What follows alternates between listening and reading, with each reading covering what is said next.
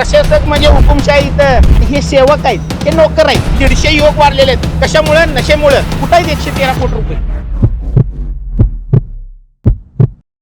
सांगली महानगरपालिकेची आज एक मोठी पोलखोल आम्ही तुम्हाला दाखवणार आहोत. 8 वर्षांनंतर निवडणुका जाहीर झाल्यात. भाजपाच्या 5 वर्षांच्या सत्ता आणि 3 वर्षांच्या प्रशासक काळात प्रभागाचे प्रश्न सुटलेले नाहीत. नागरिक अजूनही पाणी, रस्ते व स्वच्छतेसारख्या मूलभूत समस्यांसाठी संघर्ष करत आहेत. तर मागासवर्गीय निधी सुद्धा इतरत्र वळवल्याचे आरोप उपस्थित केले जात आहेत. याचा आढावा घेतला आमचे प्रतिनिधी स्वप्नील एरंडोलीकर यांनी. 5 वर्ष महापालिकेत भाजपची सत्ता, त्यानंतर 3 वर्ष प्रशासक. या 8 वर्षाच्या कालावधीमध्ये नेमकं काय काम झालं, नागरिकांना त्याचा फायदा झाला का, या सर्व गोष्टी आपण आज जाणून घेणार आहोत. आपण आज एका प्रभागामध्ये आलेलो आहोत. या ठिकाणी काही इच्छुक आहेत, काही माजी नगरसेवक आहेत. या सर्वांशी आज आपण बातचीत करणार आहोत. आपण सुरुवातीला जाऊया. या ठिकाणी माजी नगरसेविका आहेत, आपण त्यांच्याशी बातचीत करूया. काय सांगाल, 5 वर्ष महापालिकेत सत्ता होती भाजपची, त्यानंतर प्रशासक होतं 3 वर्ष. काय कामं झालेली आहेत, काय कामं होणे अजून अपेक्षित आहे? आज या ठिकाणी बरेचसे मी निवडून आल्यानंतर रस्त्याची, गटारी, परत काही भागातल्या मूलभूत समस्यावर मी काम केले आहे. ते 5 वर्ष काम केल्यानंतर 2 वर्ष आता प्रशासन लागू असल्यामुळं मला काही थोडी कामं करता आली नाही. त्यात मी पुढील ह्याच्यात करते. प्रशासन ज्यावेळेस लागू झालं त्यावेळेस प्रशासनानं काही या ठिकाणी कामं केली का? प्रशासनानं मग त्या ठिकाणी बेकायदेशीरपणे अतिक्रमण काढले, झोपडपट्ट्यामध्ये जे काय अतिक्रमण होते ते काढण्याचा प्रयत्न झाला, पण नागरिकांची अपेक्षा होती की त्या ठिकाणी नागरिकांना एक माहिती द्यावी आणि मग त्यानंतर कारवाई करावी. त्या ठिकाणी नागरिकांना माहिती दिलीच नाही आहे. त्यांना वेळच कमी दिल्यामुळं काही करता आलं नाही. आपल्याबरोबर आणखी काही नगरसेवक आहेत भाजपचे, आपण त्यांच्याशी बातचीत करूया. काही सांगाल की या ठिकाणी जी सत्ता होती त्या सत्तेच्या कालावधीमध्ये सांगलीकरांना किंवा या प्रभागाला कसा फायदा झाला? सत्ता होती त्यामुळे भरपूरच फायदा झाला, कारण आम्ही निवडून आल्याबरोबरच आम्हाला 100 कोटी रुपये मिळाले. अजूनपर्यंत आजच्या म्हणजे मी 20 वर्षापासून नगरसेविका म्हणून काम करते, पण 15 वर्षामध्ये असा एवढा मोठा निधी आम्हाला कधीच मिळाला नव्हता. तर यावेळी निवडून आल्याबरोबर आम्हाला 100 कोटी मिळाल्यामुळे आमच्या सगळ्यांच्या वाट्याला जवळजवळ 80 लाख रुपये तरी आला निधी. त्यामुळे आम्ही भरपूर सुरुवातीलाच म्हणजे निवडून आल्याबरोबर 6 महिन्यामध्येच आमच्या 80 लाखाची कामं झाली त्या ठिकाणी. आणि त्याच्यानंतर पुन्हा आमचे आमदार सुधीरदादा गाडगे यांच्याकडून सुद्धा आम्हाला भरपूर फंड मिळाला. त्यामुळे त्याच्यामधून पण आमची भरपूर कामं झाली, कारण वॉर्ड एवढा मोठा आहे की 4 नगरसेवकांचा वॉर्ड, 25,000 लोकसंख्या, त्यामुळे भरपूर विस्तारित भाग आहे.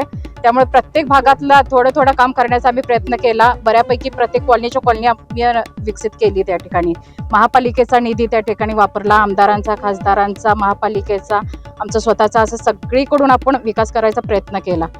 माझ्या याच्यामध्ये मेन आपले जे हे होते ओपन स्पेस होते ते अजूनपर्यंत डेव्हलप बऱ्यापैकी झालेले नव्हते. तर आम्ही एक वृद्धांच्यासाठी नाना नानी पार्क विकसित केला, लहान मुलांच्यासाठी खेळणी बसवली, तो एक विकसित केला. एका ठिकाणी महिलांच्यासाठी जिजाऊ पार्क निर्माण केला. असे म्हणजे वेगळी अशी कामं केली. त्याचबरोबर अभ्यासिका एक असावी याच्यासाठी सुद्धा आम्ही दादांच्याकडे प्रस्ताव दिला होता की आपल्या लेपर्सी कॉलनीमध्ये जागा आहे तर त्या ठिकाणी अभ्यासिका एक निर्माण व्हावी यासाठी. आणि जे मूलभूत आहेत आपले समस्या प्रत्येकाचं म्हणजे नागरिकांना लागत असतात की रस्ते असू देत, गटारी, पिण्याच्या पाण्याचा प्रश्न होता. पाण्याची पाईपलाईन आपण बऱ्याच 50 वर्षापासून जुन्या होत्या, ड्रेनेजच्या पाईपलाईन 50 वर्षापासून जुन्या होत्या, तर त्या आपण बदलून घेतल्या. प्रत्येक भागातल्या एखाद्या दुसरा भाग राहिला असेल पण बऱ्यापैकी बऱ्याच भागातल्या त्या आपल्या बदलून झालेल्या आहेत. त्यामुळे अशा भरपूर म्हणजे मूलभूत सगळ्याच सुविधा आपण देण्याचा प्रयत्न केलेला आहे या माझ्या तरी 20 वर्षाच्या कालावधीमध्ये. याच्या पुढे सुद्धा आपण भरपूर आणखी आपण आता मी सांगितलं की स्पर्धा परीक्षा आता या ठिकाणी जरा जास्त गाजतोय विषय, तर स्पर्धा परीक्षेसाठी एक चांगलं एक अभ्यासिका असावी पुस्तकासहित, कारण पुस्तकं भरपूर महाग आहेत स्पर्धा परीक्षेची, तर ते एक उपलब्ध करून देण्याचं माझं मानस आहे. आणि आपल्या ज्या इथे गोरगरीब जनता आहे तर त्यांच्यासाठी एखादी अभ्यासिका असावी, तर त्याच्यासाठी माझा प्रयत्न असेल. काळीखंड विकसित करण्यासाठी आपण बऱ्याच म्हणजे मागच्या 5 वर्षाच्या जाहीरनाम्यात आपला तो विषय होता, त्याच्यासाठी दादाने आपण भरपूर प्रयत्न करून त्या ठिकाणी ते सुद्धा विकसित झालेलं आहे. तर बऱ्यापैकी सगळी कामं मार्गी लागलेली आहेत. थोडीफार असतील ती या 5 वर्षात बहुतेक आपला वॉर्ड मागणी मुक्त सुद्धा होईल या 5 वर्षात, अशी आमची अपेक्षा आहे. दादा काय सांगाल, ताईंनी सांगितले त्या पद्धतीने काळीखंड सुशोभीकरण झालं, तिथे एक सांगलीकरांसाठी एक चांगली गोष्ट आहे, पण काही सामाजिक कार्यकर्त्यांकडून ती काळीखंडीला विरोध होत आहे की त्या भागामध्ये अद्याप ते पाणी चांगलं नाही, त्या ठिकाणी आरोग्याचा धोका निर्माण होऊ शकतो. परंतु महापालिकेने एवढं मोठं पैसे खर्च त्या ठिकाणी केलेला आहे. तुम्ही काय सांगाल, या भागात तुम्ही नगरसेवक आहात? एकतर प्रामुख्यानं काळ्या खनिच्या सुशोभीकरणासाठी शासनाकडून फंड येणं अपेक्षित होतं, केंद्र सरकारकडून फंड येणं अपेक्षित होतं. त्यापण एक प्रस्ताव देखील महापालिका प्रशासन सादर केला होता. पण आमचा विरोध डावलून देखील त्या ठिकाणी मागासवर्गीय कल्याण निधी मागास समितीचा जो निधी आहे तो प्रशासनानं आमचा विरोध डावलून देखील त्या ठिकाणी वळवला. या गोष्टीला आमचा विरोध होता आणि तो राहणार आहे. शक्यतो या प्रभागामध्ये अनुसूचित जातीसाठी जो असणारा फंड आहे तो फंड या भागाशिवाय इतर कुठं जाता कामा नये याची दक्षता आम्ही गेल्या 5 वर्षामध्ये चांगल्या पद्धतीने घेतली. यापूर्वी 20% निधी हा अनुसूचित जातीसाठी खर्च केला जायचा आणि 80% हा निधी या ठिकाणी असणाऱ्या प्रस्थापित नेत्यांच्या वॉर्डामध्ये खर्च केला जात होता. परंतु यावेळी असं प्रथम घडलेलं आहे की तो निधी कोणत्याही परिस्थितीमध्ये अनुसूचित जातीच्या वॉर्डामध्येच खर्च केला गेला पाहिजे. अन्यथा आम्ही शासन दरबारी या ठिकाणी अनेक वेळा पत्रव्यवहार केला आणि इतर ठिकाणी जाणारा निधी हा थांबवण्याचा प्रयत्न केला आणि त्यामध्ये आम्ही सक्रिय झाले होतो. वॉर्डाच्या विकासासंदर्भात जर आपण बोललात तर आता ताईंनी सांगितल्याप्रमाणे किंवा आमचे सामाजिक कार्यकर्ते वेगवेगळे पक्षाचे कार्यकर्ते जरी असले तर त्यांच्या माध्यमातून ज्या काही कामं सुचवली गेली होती त्या कामावर फोकस करून नागरिक सुविधा जास्तीत जास्त लोकांच्यापर्यंत देण्याचा प्रयत्न या गेल्या 5 वर्षामध्ये आम्ही केलेला आहे. तुम्ही म्हटल्याप्रमाणे निश्चितपणे 2-2.5 वर्षाच्या कालावधीमध्ये या ठिकाणी प्रशासक जरी असले तर या ठिकाणी असणारे आमदार आणि या ठिकाणी असणारे खासदार देखील यांच्या माध्यमातून प्रशासनाकडे प्रस्ताव देऊन अनेक प्रश्न या ठिकाणी मार्गी लावलेले आहेत. काही ठिकाणी कामं सुरू आहेत, काही ठिकाणी कामं इष्टीम झाले, टेंडर निघालेले आहेत. याच प्रशासन काळामध्ये जो निधी वळवला गेला हा मागासवर्गीय वर्गावर अन्याय नाही का? आणि आत्ता निधी वळवला गेलेला नाही. हा निधी जो वळवला गेलेला आहे तो या ठिकाणी नगरसेवकांचं ज्या वेळेला कामकाज सुरू होतं त्यावेळेला हा निधी वळवला गेला आणि त्यावेळेला आम्ही लेखी त्याला विरोध केलेला होता. त्यानंतरही देखील मोठ्या प्रमाणात काम पूर्ण झालेलं आहे. मग त्यावेळेस कुठेतरी तुम्ही नगरसेवक म्हणून त्यावेळेस सत्तेत असतानाही देखील कमी पडला असं वाटत नाही? नाही, त्यावेळी आमची सत्ता नव्हती. तुम्ही सुरुवातीला बघा 2.5 वर्षाच्या कालावधीमध्ये जी भारतीय जनता पक्षाची सत्ता होती, 2.5 वर्षानंतर काँग्रेस राष्ट्रवादी सत्ता होती आणि हा निधी जो वळवला गेलेला आहे तो निधी त्यांच्या कार्यकालामध्ये वळवला गेलेला आहे आणि त्या संदर्भात आम्ही तक्रार देखील दाखल केली होती. आपल्याबरोबर काही इच्छुक आहेत, आपण त्यांच्याशी बातचीत करणार आहोत. दादा काय सांगाल, काय योजना असेल तुमची आता भागामध्ये इच्छुक आहे तुम्ही? आता माननीय आमदार साहेब यांच्या माध्यमातून मी काम करताना मला कोणत्याही नगरसेवकाची गरज लागली नाही. कारण का मला माननीय सुधीरदादा गाडगीळ यांनी आत्तापर्यंत 12 कोटीची कामं दिलेत. विविध भागात आम्ही कामं केलीत. आत्ता तुम्ही जर जाऊन बघितला रेल्वे स्टेशनचा जो मुख्य रस्ता आहे जिथे 2 नगरसेवक आहेत त्यांच्या दारातला पण रस्ता मी करायला आणि राहिला आता खनिजवळचा जो खाळीगणचा जो मुद्दा उपस्थित केला त्या अंतर्गत माझे 3 अर्ज वरिष्ठ लेवलपर्यंत तक्रारी अर्ज आहे आणि तक्रारी अर्ज करताना मी त्यात मुद्दा उपस्थित केला संबंधित रस्ता बारीक आहे, छोटा आहे, अरुंद आहे. तिथं जर तुम्ही जर ह्या प्रकल्पांना जर मंजुरी देत असाल तर एखादा जर ॲक्सिडेंट झाला पार्किंगची व्यवस्था नाही आहे. त्यामुळे वेळोवेळी प्रशासनाविरोध मी आवाज उठवला आहे आणि माझ्या भागात सर्वप्रथम मी झोपडपट्टी जोपासणार आहे. त्यांची नावे आता थोड्या लोकांना आपण नावं चढवून दिलेत उतार्यावर, आता थोडे शिल्लक राहिल्यात. आता ह्या काळात आपण पूर्ण करून देऊ. महापालिकेने जो निधी वळवला त्या ठिकाणी ते काळी खनिजचं सुशोभीकरण त्या ठिकाणी केलं, त्यामध्ये आपले नगरसेवक मागासवर्गीय फंडातून जे काही निधी गेला त्यावेळी आपले नगरसेवक कुठेतरी कमी पडले असं म्हणायचं आहे का तुम्हाला? बघा काय गोष्ट मी उघड बोलतोय, त्यावेळी काय नगरसेवक झोपलेले का? सर्वांचा हित जपूनच ती काळीकरण करण्यात आले. यासाठी मी आवाज उठवला आणि प्रत्येकाला माहिती आहे LED आपला समुद्र कंपनीचा असू दे, लोक किती अंधारात राहत होते, यांचे तबेले मात्र चकचकत होते, पण आमचं जनता अंधारात राहायचे. या गोष्टीवर मी वेळोवेळी प्रशासनाविरुद्ध आवाज उठवला आहे. मी काय शांत बसलो नाही आमच्या समाजासाठी. भागात आज तुम्ही जर कुठेही जाऊन बघितला, तुम्ही 100 जर लोकांना जर विचारला, सुरेश पवार हा नगरसेवक नसतानाही 70% लोक तुम्हाला सांगणार की काम चांगले केले, नगरसेवकापेक्षा चांगलं काम केले आणि पुढेही करत राहणार. नक्कीच. पण दुसऱ्या बाजूला जर आपण बघितलं तर सांगली शहरामध्ये ज्या ठिकाणी अतिक्रमण होतं त्या ठिकाणी महापालिकेने अतिक्रमण काढलं, पण काळ्या खनिजच्या बाजूला जो रस्ता ठेवलेला आहे त्या ठिकाणी कोणतंच असं हे ठेवलं नाही की बाबा जी येणारी एखादी जरी ॲम्ब्युलन्स जरी असेल तर त्या ठिकाणी जाण्यासाठी मोठा अडथळा होऊ शकतो. पण महापालिकेने हे जे मॅप तयार करायला पाहिजे होता त्या पद्धतीने न करता त्या ठिकाणी ते केलेलं आहे. त्यामुळं भविष्यात त्या जो रस्ता आहे काळ्या खडीला लागून त्याचा नागरिकांना कसा त्रास होणार आहे? बघा, तुम्ही जर मला अगोदर कल्पना दिली असती, मी जो तक्रारी अर्ज दिला आहे त्या रस्त्यावर संदर्भात, तर मी तुम्हाला आणून दाखवलं असता. नाहीतर मी आता घरी गेल्यावर व्हॉट्सअपवर टाकतो तुमच्या, तुम्ही ते वाटलं छापा, तुमच्या पण लक्षात येईल मी कितीदा तक्रार दिली त्या गोष्टीसाठी. ॲम्ब्युलन्स सोडा, तिथं येणार जाणाऱ्या रस्त्याला जर तुम्ही चालला तरी अडचणी निर्माण होत्या. त्यासाठी मी वेळोवेळी आवाज उठवला. आणि महत्त्वाचं काय, तो रस्ता एकदम म्हणजे पूर्णपणे खड्ड्यानं भरलेला. मी आमदार साहेबांच्या मागं लागून तो रस्ता मी करून घेतला, जेणेकरून खड्ड्यात लोकांचा एखादा जीव जायला नको. भले त्या भागात आपले मतदार असो नसो, तिथला रस्त्याचं काम चांगल्या पद्धतीने व्हावं ही माझी अपेक्षा होती. हे सगळं घडलं ही प्रशासक काळातच घडलेलं आहे. हा, प्रशासक काळात घडलेलं सगळं. या ठिकाणी इच्छुक उमेदवाराने मोठा आरोप केलेला आहे की प्रशासक काळातच प्रशासनाने बऱ्यापैकी जो निधी आहे तो अन्य ठिकाणी वळवला, त्याचा दुरुपयोग केला, असं या उमेदवारांना माझे आता जे इच्छुक आहेत त्यांचा आरोप आहे. आपल्याबरोबर काही उच्च शिक्षित आता या ठिकाणी निवडणुकीमध्ये पुढे येण्याचा प्रयत्न करत आहेत. आपण त्यांच्याशी बातचीत करूया. काय सांगाल ताई, कसं तुमचं आता विजन असणार आहे, इच्छुक आहे तुम्ही? आत्ता मगाशी नगरसेवकांनी बोललं की आम्ही सगळी कामं केलेली आहे, ड्रेनेजची कामं केलेली आहे. ड्रेनेजच्या पाईपलाईन टाकून पण आता 5 वर्ष झाले ड्रेनेज चालू नाही आहे. इथं मुलांसाठी खेळायसाठी एक पार्क नाही आहे किंवा ग्राउंड उपलब्ध नाही आहे. कुठलीही मुलं इथून बाहेर जातात आमराईच्या पुढं किंवा नेमिनाथ नगरला, ह्या गोष्टीचा कोणीच विचार करत नाही आहे. गल्लीतली पोरं फक्त इथल्या इथं खेळायचे किंवा लांब जायचं. एवढ्या दिवस एवढे जण निवडून आले पण एक ग्राउंड कोणी उपलब्ध करून दिलं नाही आहे किंवा खेळायसाठी काही ते साहित्य बसवलं नाही आहे. दुसरी गोष्ट, लाईटी नाही आहेत कुठं कुठं, पाणी पण येत नाही आमच्या गल्लीत. फक्त 1 तास पाणी येते सकाळी, त्याच्यानंतरनं पाणी नसते. 2-2 दिवस 3-3 दिवस पाण्याची पाईपलाईन बंद असते. ते अर्ज दिल्यानंतरनं काम चालू आहे, हे चालू आहे म्हणून सांगून त्यांनी तसंच टोलवतात.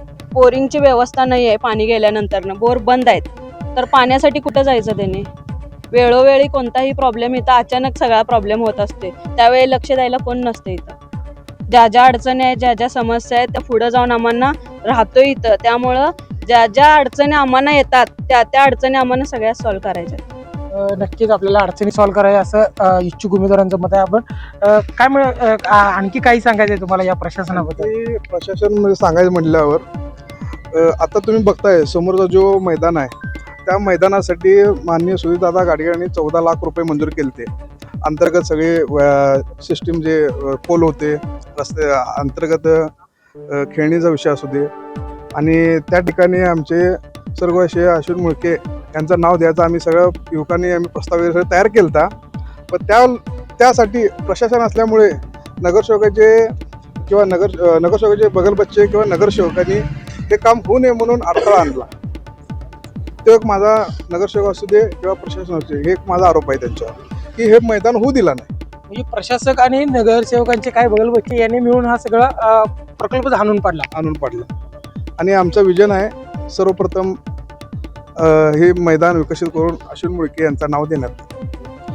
आपल्याबरोबर काही युवक आहेत, आपण त्यांच्याशी बातचीत करणार आहोत की नेमकं आता जे नगरसेवकांनी मुद्दे मांडलेले आहेत की वेगवेगळ्या घोषणा त्यांनी केलेल्या आहेत, मी 5 वर्षाच्या कालावधीमध्ये इतका मोठा विकास केला, हे सगळ्या गोष्टी आहेत. परंतु या युवकांना नेमकं वाटतंय का या ठिकाणी विकास झालाय का? प्रशासक असताना विकास झाला आहे का सत्ता असताना विकास झालेला आहे? आपण त्यांच्याशी बातचीत करणार. काय सांगाल, प्रशासक असताना विकास झाला आहे का नगरसेवक पक्ष त्या ठिकाणी पक्षाची ताकद असताना विकास झालेला आहे? अहो, प्रशासकांच्या दरबारात जाण्यासाठी प्रशासक म्हणजे एक हुकुमशाहीचे प्रतीक झालेलं आहे सांगली महानगरपालिकेत, पूर्ण महाराष्ट्रात. आणि नगरसेवकांच्यातली क्वालिटी अशी असताना जनतेने निवडून दिलेला नगरसेवक एखाद्या संविधानिक गोष्टीमध्ये एखाद्या नगरसेवकाचा पद कार्यकाल संपल्यानंतर काळजी वाहू म्हणून ते नगरसेवक असतात, कारण ते लोकप्रतिनिधी असतात आणि हे सेवक आहेत, हे नोकर आहेत. पण ह्यांच्या इथे दरबारी थाट निर्माण झालाय आणि या नगरसेवकांचं ऐकत नाहीत. म्हणजे ज्या लोकांच्या 25,000 एक मोर्चा काढला का हो या नगरसेवकांनी? एक तक्रार केली का? कारण ते हुकुमशाही बनलाय आणि हुकुमशाहीच्या विरोधात जाण्यासाठी जे सामर्थ्य बळकट लागते, मनात बळकट लागते, त्या गोष्टी सुद्धा नव्हत्या. त्यामुळे आमच्या या वंचित दलित शोषित नगरसेवकांची किंमत त्यांनी केलेली नाही आहे. आणि का तर इथल्या लीडर्स समोर पण ह्यांनी आपल्या समस्या मांडू शकत नाहीत. कारण यांनी मला सांगा, आजपर्यंत या अतिक्रमण काढलं म्हणून आव आणताय. कुठला नगरसेवक आज लोकप्रतिनिधी म्हणून काम करत असताना कोर्टामध्ये गेला, त्या हुकुमशाहीच्या विरोधात न्याय व्यवस्थेकडे तक्रार करून गेला? गेली. सुप्रीम कोर्टाचा एक निकाल आहे साहेब की अनुसूचित जाती जमातीतील एखादी जर वस्ती असेल आणि ती 10 वर्षापेक्षा जास्त तिथे रहवास असेल तर ती त्यांना कायम स्वरूपात देण्यासाठी तरतूद आहे. पण मला सांगा, अतिक्रमणाच्या नावावर हुकुमशाहीनं डेव्हलपर्स आणि बिल्डरच्या गळ्यात या घशात या मोक्याच्या जागा घालण्यासाठी थाटलेला ह्यो एक थाट आहे. त्यामुळं या नगरसेवकांना विचारात घेतलं जात नाही. मग आमच्या नगरसेवकांची अवस्था अशी केली आहे, मग जनतेची अवस्था कशी केलेली असेल ह्याच्यावर तुम्ही उत्तर शोधावं. आता तुम्ही एक लोकशाहीचा चौथा स्तंभ म्हणून प्रसारमाध्यम काम करत असतात. मला सांगा, लोकशाहीमध्ये आज हुकुमशाही पद्धतीनं या सांगली मिरज कुपवाड शहर महानगरपालिकेमध्ये काम चालू आहे. कुठल्या प्रशासकानं आजपर्यंत या नगरसेवकांची एखादी बैठक आयोजित केली किंवा ह्या नगरसेवकांनी कुठल्या पद्धतीने आंदोलन केलं? मला सांगा, यांनी तक्रारी अर्ज दाखल करतात. आज खरोखर आमचे दलित वंचित शोषित घटकातले नगरसेवक आहेत, तो ह्यांचा विचार केला जात नाही. यासाठीच आम्हाला एक कणखर आवाजाच्या नेतृत्वाचे नगरसेवक या भागात घडवायचे. पण तुमच्या भागात प्रशासनानं काळीखण दिली. अहो, काळीकण दिले, तुझी अवस्था तुम्हाला माहित आहे. त्या काळ्या खणीच्या अवस्थेमध्ये कुठली बैठक झाली? आज मला सांगा, हे सामाजिक कार्यकर्त्यांनी सांगितलं एक बैठक आयोजित केली का साहेब तुमच्या तक्रारी अर्जाचा? तुमच्या सगळ्यांचा विरोध असताना त्या ठिकाणी काळीखण अहो, तुम्ही विचारातच घेत नाही. प्रशासक म्हणजे हुकुमशाही इथं, आणि आम्ही दलित वंचित शोषित आज 1949-47 पासून आज 2025 75 वर्ष आपले स्वातंत्र्याची झाली. अहो, तक्रारी अर्जावर उत्तर दिलं जात नाही. IAS म्हणजे काय असतो? IAS म्हणजे काय हुकुमशाही का? हा, आज प्रशासनाला धारेवर धरायचं काम कुणाचं हातून? लोकप्रतिनिधीचं. अहो, लोकप्रतिनिधीला वेळ दिला जात नाही. मला सांगा, कुठल्या तक्रारी अर्जाला त्यांनी रिमार्क करून त्यांना उत्तर दिलेले की एक सुद्धा उत्तर दिलेलं नाही. आणि लीडर्स, मला सांगा, या लोकसभेचे निवडून आलेले खासदार असतील किंवा इथले आमदार असतील आणि इथले स्थानिक आमचे लोकप्रतिनिधी असतील, यांची एक सुद्धा समन्वयाची बैठक आतापर्यंत पार पडलेली नाही दादा. प्रशासनाच्या काळामध्ये काम कशी करणार ही माणसं? अहो, ही माणसंच हे. तुम्ही एक युवक आहे म्हणून तुम्हाला विचारतो, आता जिल्ह्यामध्ये नवीनच एक 2 दिवसामागे एक पोस्टर लागले होते की भयमुक्त सांगली. अहो, भयमुक्त करायचं मला सांगा. सांगली मिरज कुपवाड महानगरपालिका क्षेत्रामध्ये कलेक्टर असतील, या सांगलीचे SP असतील आणि त्याचबरोबर हे प्रशासनाचे आयुक्त असतील, या सर्वांनी ह्या भागामध्ये माझा जर एक युवक वारला, माझा बहुजन युवक जर वारला, तर त्याला साधी विम्याची तरतूद केलेली नाही या महानगरपालिकेनं. आज माझ्या भागातील कंटिन्यू नाही म्हणत या 5 वर्षामध्ये 150 युवक वारलेले आहेत. कशामुळं? नशेमुळं, या दारूमुळं, या व्यसनामुळं. एक सुद्धा इथल्या या भागातल्या युवकाचा विमा उतरवायचं काम या महानगरपालिकेने केलेलं नाहीये. आज मला सांगा, कामगार कल्याण महामंडळाच्या मार्फत आमचे सामाजिक कार्यकर्ते इथं उपलब्ध आहेत. त्यांनी कामं सुद्धा केलेली आहेत, त्यांनी कामं करतायत. पण नगरसेवकांनी कॅम्प अरेंज करायला पाहिजे होता. आज महानगरपालिका क्षेत्रातल्या या प्रभाग 10 मध्ये एक 2 ते 3 दवाखाने आहेत.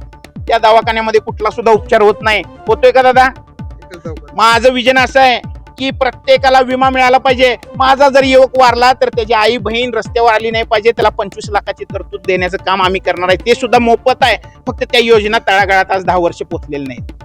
आज 25 लाख रुपये असतं तर या भागातले 115 युवकांची अवस्था, त्याच्या कुटुंबियाची अवस्था अशी वाईट झाली नसती. ते विम्याचं काम सुद्धा साधं केलं नाही या प्रशासनानं. सगळ्या राहू देत गोष्टी. म्हणजे एखाद्याचा संसार उघड्यावर पडला, तो वारला, तर त्याच्यानंतर कोणी याला आणीबाणी या काळामध्ये कोणी सुद्धा त्याला वाली नाहीये. कारण आम्ही खरोखरच वंचित आहेत. हो, खरोखरच बहुजन राहिलेलो आहे अजून 75 वर्षामध्ये. आज प्रभागातील नगरसेवकांनी सांगितलं 20% निधी. अहो, 113 कोटी रुपयाचा निधी 10 वर्षामध्ये प्रभाग 10 मध्ये आलाय साहेब. 113 कोटी रुपये कुठे आहेत? 113 कोटी रुपये. अहो, ह्यांचं म्हणजे नगरसेवकांनी काय केलं जातं? तक्रारी अर्ज नगरसेवकांनी दिला. आमच्या भागातील कार्यसम्राट नगरसेवकांनी तक्रारी अर्ज दिला. त्यांच्यावर विचार केला जात नाही. हा जो तुम्ही मोठा एक आरोप करताय की निधी एवढा मोठा आला होता पण तो या ठिकाणी नगरसेवक खर्च केला नाही. अहो, सांगलीची शांघाई झाली असती साहेब. 113 कोटी रुपये तिथं सांगा उपस्थितांनी. 113 कोटी रुपये प्रभाग 10 मध्ये गेल्या 10 वर्षात आलेले आहेत. 113 कोटी रुपये गेले कुठे? अहो, कारण नगरसेवकांचं सुद्धा ऐकून घेतलं जात नाही. कारण मुळातच हे बहुजन. हो, म्हणजे आज काय पद्धतीने काम चालत असेल ह्याचा विचार जनतेनं करावा. नगरसेवकांना, लोकप्रतिनिधींना विचारात घेतलं जात नाही. बाकी जनता तर काय उघड्यावर आहे. तुम्ही इथं आजूबाजूला जिथं थांबलाय तिथंच बघा. 113 कोटी मध्ये या प्रभागाचा विकास शांघायच्या धर्तीवर झाला असता. काय? शांघायच्या धर्तीवर. आणि सगळ्यात मोठं, मला हे राजकारण करायचं नाही, माझे 150 युवक या भागातले वारलेले फक्त व्यसनामुळे. तो विषय 25 लाख रुपयाची तरतूद आहे त्याच्या कुटुंबियासाठी. आज 25 लाख रुपये मध्ये दर महिना 25,000 रुपये पेन्शन प्रकारे त्यांना परतावा देण्याचं काम आम्ही करणार आहे. आणि आम्ही इलेक्शन झाल्यानंतर करतोय. भले आम्हाला नगरसेवक म्हणून निवडून द्या, अगर ना द्या, हक्काचं स्टॅम्प पेपरवर 500 रुपयाच्या स्टॅम्प पेपरवर आम्ही लिहून देणार आहे की पहिल्या 3 महिन्यामध्ये कार्यवाही चालू झाली पाहिजे. नाही झाली तर कोर्टामध्ये रिपिटिशन दाखल करतोय. आणि प्रशासनाला कसं धारेवर धरायचं काम हे आम्हाला माहित आहे, आम्हाला जाणीव आहे. प्रत्येकाला हक्काचं 1 BHK 500 स्क्वेअर फुटाच्या वरचं घर मोफत. त्यानंतर प्रत्येक घराला व्हेकल म्हणजे स्कूटर ती आम्ही मोफत देणार आहे. त्यानंतर प्रत्येक या भागातल्या तळागाळातील महिला असतील, तरुणी असतील, बहुजन युवक असतील, त्यांचा प्रत्येकाचा विमा हा महानगरपालिकेमार्फत मोफत करणार आहे. कारण उद्या जर व्यसनाच्या आहारी जाऊन त्याची जर कुठं तर मयत झाली तर त्याच्या कुटुंबाला 25 लाख रुपये द्यायचं काम आम्ही करणार आहे. आणि हे स्टॅम्प पेपरवर लिहून देतोय मी. नक्कीच या ठिकाणी स्टॅम्प पेपरवर लिहून देण्याची देखील धमक दाखवण्याचं एक धाडस या ठिकाणी इच्छुक उमेदवार करत आहे. आपल्यावर काही महिला देखील आहेत, त्या देखील इच्छुक आहेत. आपण त्यांच्याशी बातचीत करूया. काय सांगाल, काय आहे तुमच्या भागाचा विकासाचं काय विजन आहे तुमच्याकडे? मी सविता राजेश चौधरी. माझा विभाग, मी जन्मले इथंच आणि मोठी पण झाले इथं. माझी मुलंही मोठी झाली आणि मी स्वतः एक शिक्षिका आहे. तर मी सुरुवात म्हणजे भर देईन शिक्षणावर. अनेक मुलं इथं अशिक्षित आहेत, महिला आहेत, मुली आहेत. त्या शिक्षणासाठी त्यांच्या मी प्रयत्न करेन. आणि बेरोजगारी पण भरपूर आहे. भरपूर मुलं, आत्ताच सांगितलं दादांनी की त्यामुळं बेरोजगारीमुळं व्यसनाच्या आहारी गेलेत मुलं आणि त्यामुळं पण विकास थांबला आहे आपल्या विभागाचा. आणि तो मी प्रयत्न करणार आहे की त्यांना रोजगार मिळाला पाहिजे. मग मुली असू देत, महिला असू देत, आपले युवक असू देत, शिक्षणासाठी तर त्यांचा प्रयत्न करणारच आहे. त्यांनी शिकले पाहिजेत, पुढे गेले पाहिजेत. आणि हे एक माझ्या लक्षात आलं इतक्या वर्षात की पोलीस भरतीसाठी अनेक मुलं प्रयत्न करतात, मोठ्या मोठ्या अकॅडमी जॉईन करतात. पण कोण करतात? ज्यांची पात्रता आहे, म्हणजे त्यांची कुवत आहे. पण ज्यांची कुवत नाही त्यांच्यासाठी पण आपण काहीतरी केलं पाहिजे, जेणेकरून आपल्या विभागात इथं ते केंद्र झालं पाहिजे, अकॅडमी झाली पाहिजे आणि त्या मुलांनी तो अभ्यास करून ती मुलं पुढे गेली पाहिजे. तर मग बेरोजगारी राहणारच नाही आणि व्यसनाचा तर प्रश्नच येणार नाही. आणि हे तर रस्ते, गटारी आणि काय मूलभूत गरजा आहेत आपल्या नागरिकांच्या, त्या पूर्ण करण्याची मी नक्की तयारी दाखवेन. नक्कीच या ठिकाणी मूलभूत जे गरजा आहेत त्या पूर्ण करण्याचा या नगरसेवकांनी प्रयत्न करेन असं सांगितलेलं आहे. आपल्यावर आणखी इच्छुक आहेत, आपण त्यांच्याशी बातचीत करूया. ताई, काय सांगाल, कसं आता विजन असेल हे तुमचं? हा वार्ड जवळजवळ 23,000चा आहे. त्या 23,000 मध्ये मागासवर्गीय वंचित भाग हा एक 25% आहे. NT समाजाचा एक भाग 25% आहे आणि बाकीचा एरिया आहे तो सुशिक्षित आहे. सुशिक्षित एरियात जो काम आहे ते का खूप मोठं नाही. काही ठिकाणी गटर तुंबल्या, काही ठिकाणी ड्रेनेजची लाईन तुंबली आणि एखाद्या ठिकाणी गटर झाली नाही. एवढंच त्या ठिकाणी काम आहे. वेळेत कामगार जात नाहीत. महापालिकेचे आरोग्य विभागातले लोक तिथं वेळेत जात नाहीत. आता उदाहरणार्थ द्यायचं झालं तर कलानगरमध्ये गटर केल्यात पण थोडं पाणी जायला तिथं विषयच नाही आहेत. मग ते खाजगी तिथं जागा आहेत, त्यांच्याशी भेटून, आयुक्तांशी भेटून ते पाणी पुढं नाल्याला सोडायला पाहिजे होतं. ते काम आपल्याला करायचं आहे. आणि सगळीच बोलल्यात व्यसनावर. आता आमच्या प्रभागात जवळजवळ देशी दारूचे दुकान 5-7 दुकान आहेत. त्यांची टाइम टेबल नाहीच. मुलं का मेलेत, 150 मुलं का मेलेत, घरोघरी दारू मिळते आणि ह्यांचं टाइम टेबल सोडून ते दारू. आम्ही दारू सोडा, तुम्ही मावा गुटखा खायचं सोडा जर म्हणत असेल तर तुम्ही कुठं जायला पाहिजे? त्यासाठी आत्ता सध्या वर्क ऑर्डर सुद्धा निघालेला आहे. ही जो ग्राउंड आहे क्रीडा संकुलकडून मंजूर आहे, वर्क ऑर्डर सुद्धा निघालं आहे आणि या आचारसंहितेत अडकले. ओपन जिमची जवळजवळ 7 लाखाचं साहित्य आलं ते ह्याच्यात अडकले, म्हणजे पूर्ण आहे. आणि आहे तर ते त्यावेळेस ते अश्विन मुळकेचं नाव ह्या ग्राउंडला द्यायचंच आहे आणि ते ग्राउंड इलेक्शन नंतर लगेच चालू होणार ग्राउंडचं काम. एक दुसरं, पोलीस भरतीसाठी अकॅडमी मी काढणार म्हणजे काढणार आहे. कारण ग्राउंड होते, जिमचे साहित्य आहेत, ओपन जिम येणार आहे. नुसतं 2-3 शिक्षकच ठेवायचे, पुस्तकं आहेत.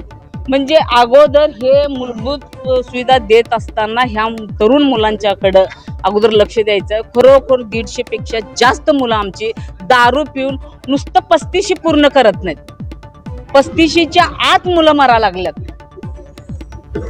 त्यामुळं मी व्यसनमुक्ती आणि भयमुक्ती वार्ड करणार, ह्याच्यावर जास्त भर देणार आहे. नक्कीच व्यसनामुळे या ठिकाणी मोठ्या प्रमाणात युवकांचा मृत्यू देखील होताना दिसून येत आहे. आपल्याबरोबर आणखी काय आहे त्यांच्याशी बातचीत करूया. काय सांगाल थोडक्यामध्ये की तुमचा तो विजन काय आहे? सुरुवातीला मी सांगू इच्छितो की आज प्रभाग क्रमांक 10 मध्ये महिला असू दे किंवा युवक वर्ग असू दे यांना जो मूलभूत सोयी सुविधेलाच अजून सकाळपासून पळापळी करायला लागत आहे. सुलभ शौचालय असू दे, नळाचं पाणी असू दे, गटर असू दे, लाईट असू दे, पाणी असू दे, रस्ता, यासाठी सुरुवातीला झगडायला लागत आहे. आता भारत स्वातंत्र्य होऊन 75 वर्ष पूर्ण झाले, अजून आमचं मागासवर्गीय असते, दीन दलित, उपेक्षित, वंचित, शोषितच आहे. अजून तो नळ, रस्ता, पाणी, लाईट ह्याच्याच माग आहे. आज सूरज मामांनी सांगितलं, शेवंतताईंनी सुद्धा सांगितलं की बाबा 22 नंबरचं क्रीडांगणचं काम आम्ही चालू करतोय. त्या क्रीडांगणासंदर्भात मी थोडी माहिती सांगतो. तो क्रीडांगण ई बस डेपो चार्जिंगसाठी जाणार होता. तो क्रीडांगण वाचला आहे, तो इथल्या युवकांच्या मुळे वाचला आहे. शाहू फुले आंबेडकर साठे संघर्ष समितीच्या मोर्चेमुळे तो आज क्रीडांगण इथं राहिला आहे. नाहीतर तो ई बस डेपो चार्जिंगसाठी तो महापालिकेचा ठराव होता, तो ठराव हाणून पाडला इथल्या युवकांनी. आणि त्याचबरोबर मी काळीखानचं सुद्धा सांगतो. काळीखान असू दे किंवा इतर जी भागात झालेली विकास कामाचा सांगत होते, एलईडीचा असू दे, काळीखन एलईडी असू दे, किंवा निदान सेंटर असू दे, किंवा वारणालीचा दवाखाना असू दे, हे काय जे मोठी प्रकल्प उभे राहिले चांगले, ते जयंत पाटलांच्या कृपेने त्यांनी नाळं फोडलेले प्रकल्प आहेत. फक्त कालांतरानं साहेबांची सत्ता गेली, साहेबांचं पद गेल्यामुळं या ठिकाणी ते काम व्यवस्थित करून घेता आलेलं नाही. त्यामुळे ह्याचं कोण श्रेय घेऊ नका की बाबा काळी खोनीचं शिष्योपीकरण आम्ही केलंय, एलईडी आम्ही बसवल्यात, किंवा चिल्ड्रन पार्क असू दे, वारणालीचा दवाखाना असू दे, याचं कोण श्रेय घेऊ नका. याचं सगळं श्रेय राष्ट्रवादीचे नेते जयंत पाटील साहेब यांच्या निधीतून झालेलं आहे. आणि या ठिकाणी मी सांगू इच्छितो, आज तुम्ही उमेदवारांचं किंवा इच्छुक सामाजिक कार्यकर्त्यांचं या ठिकाणी मुलाखत घेताय. तुम्ही खरोखर भागात जाऊन महिला असू दे किंवा युवक असू दे, त्यांना सुद्धा प्रश्न विचारा का बाबा तुम्ही ह्या नगरसेवक असतील किंवा या कामासंदर्भात तुम्ही समाधानी आहे का. आणि आमचा मूळ अजेंडा असणार आहे की प्रत्येक चौक CCTVच्या माध्यमातून निगराणी खाली ठेवणं, क्रीडांगण विकसित करणं, आणि रोड, रस्ते, लाईट, पाणी हे सगळं मूलभूत सोयी सुविधा 24 तास त्यांना उपलब्ध करून देणे आमचं अजेंडा असणार आहे. नक्कीच आपला अजेंडा त्यांनी सांगितलेला आहे. आपल्याबरोबर आणखी काही सामाजिक कार्यकर्ते बातचीत करूया. काय सांगाल तुम्ही, काय या सगळ्या गोष्टीवरती तुमचं काय मत आहे? हे बघा, अनेक वेळ तुम्ही आता इथं मला वाटतंय 2 मुलाखती या ठिकाणी पार पडतायत. अनेक या भागाचे नगरसेवक, प्रतिनिधी, इच्छुक हे सगळे या ठिकाणी आपापल्या भूमिका मांडून आपल्या काही प्रतिक्रिया व्यक्त करतात. मला प्रथमतः एकच विषय विचारायचा आहे की एकच सांगायचं आहे की आपण प्रथमतः या भागातील जे नागरिक आहेत त्या नागरिकांसाठी एक तुम्ही कार्यक्रम पहिल्यांदा आयोजित करा.